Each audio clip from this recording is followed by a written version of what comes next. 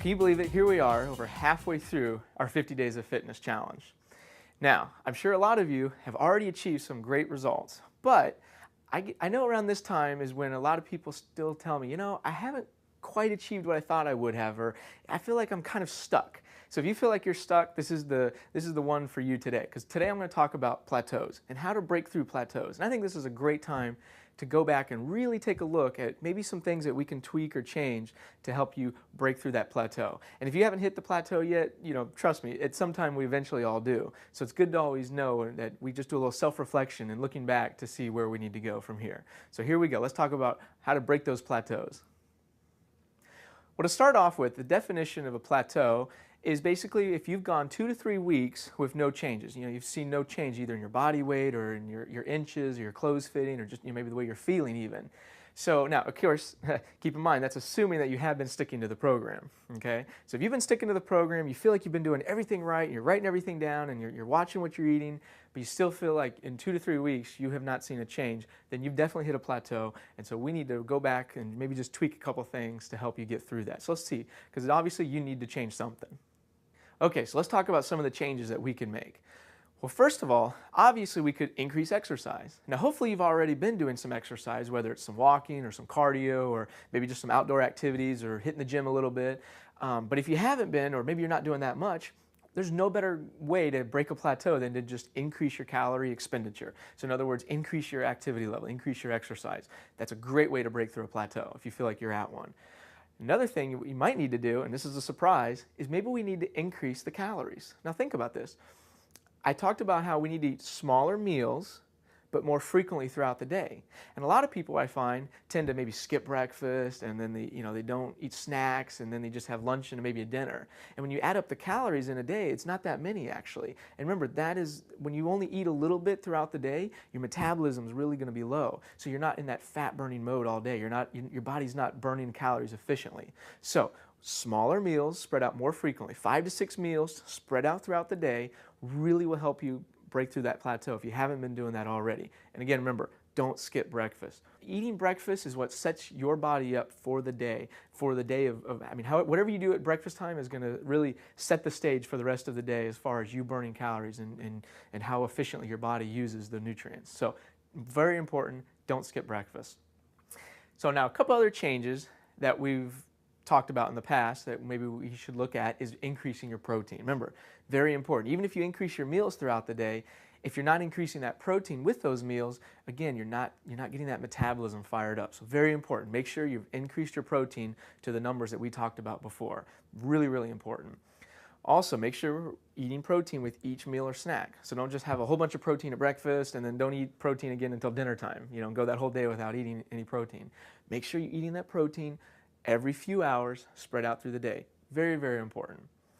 Now, if you feel like you can't get that protein in through food, remember, you can always use some type of a supplement such as a meal replacement or a good protein shake or those amino acids I was talking about, the branched chain amino acids. So again, great ways to get that extra protein in your body that our body really needs. Remember, feed the muscle, burn the fat.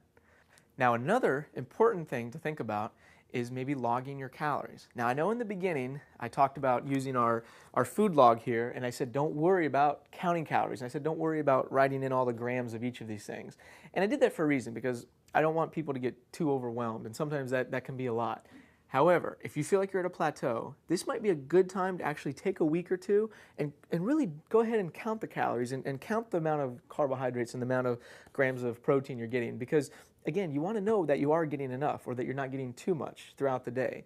So I think now might be a good time to go ahead and start doing a little calorie count and really tracking it so that way you'll know exactly where you're at. Okay? And again, you don't have to do this forever. And that's what I tell people. If you'll just take the time to do it now, you'll never have to do it the rest of your life, because you'll just be able to look at a food and you'll just be able to know, oh yeah, I know that has about 100 calories. Oh yeah, I know that sandwich, has about 20 grams of protein in it because it has a couple slices of turkey. Or, anyway, you get to know these things and then you never have to worry about it again. So take a little bit of time now and do a little homework. Take that extra time maybe at the end of the day and just kind of add it up or as you go along and follow along. I think it'll be a real big help.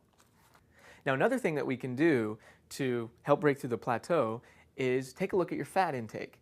So looking at the good fats, remember we talked about this last week, is it's so important to increase your good fats, increase those oils, eat more of those essential fatty acids, try to eat more fish, or make sure you're taking a good fish oil or an essential fatty acid supplement, such as the fish oil or an omegaplex. So remember, and a lot of people tend to limit the bad fat, but I see that a lot of people forget to increase the good fat. So increase the good fat, it'll help burn the bad fat. So obviously on the other side though, we want to make sure we decrease the bad fats. Really try to limit those saturated and those trans fats. Very important. If you can do that, and if you haven't been doing that already, that right there could make a huge difference in breaking through your plateau. Now another thing we might be able to do to help get through that plateau is remember to increase your fiber intake. I mean, that's so important. And I know that even if you've tried increasing your fiber intake, you may still not have increased it enough. Remember, we talked about trying to get at least 10, 15, or ideally 20 grams of extra fiber in a day. So really take a look at that. Make sure, like I said, take a look on that log book and see, am I actually getting my 15, 20 grams of fiber a day? Very important, and I think that can really help you in getting the results that you want. So another change that we might need to look at is playing with our carbohydrates. These are the ones that we need to try to lower, get a little less of maybe, especially afternoon in the evening time. Remember, we don't want all that extra sugar in our body in the evening time when we go to bed, because then it's just going to end up being stored as fat. So eat the carbs earlier in the day, that way our body uses that energy, but then the rest of the day it's in a fat burning mode. Remember, we want to create a fat burning machine out of our bodies. So decrease the carbohydrates. Also, remember, real important, decrease the white flours, the sugars, the gluten-type foods, the high fructose corn syrup, any of those kind of sugars and those processed sugars that have a much higher glycemic index and tend to really wreak havoc with our bodies. Try to keep those a little lower. So, and I'll be honest, sometimes a lower carbohydrate diet is the best way to break through a plateau. Take a look at that Lean in 13 program that we talked about before. If you're able to follow that Lean in 13, using those burn days, that's a low carbohydrate portion of that Lean in 13, and that's sometimes the best way to really help break through a plateau. Well, there you go. Hopefully these are some good tips that you can go back and look at, and hopefully one of these things that I mentioned you'll see is something that you can make a change that maybe you haven't been able to do yet will help you break that plateau. I promise, if you just really look at everything that we just talked about, there's something in there somewhere. There's probably something you're missing out on. Maybe it's just a little extra fiber you need, or maybe just getting that protein every few meals, or maybe just following like that Lean in 13 the way it says in the book. And I promise, a couple of those things, or maybe even just one of those things, maybe just exercising a little more, that's going to help you break through that plateau, get you to the next level, and then we're going to talk more about how we do long-term diets and long-term eating plans and so forth in the next couple sessions. I'll see you then.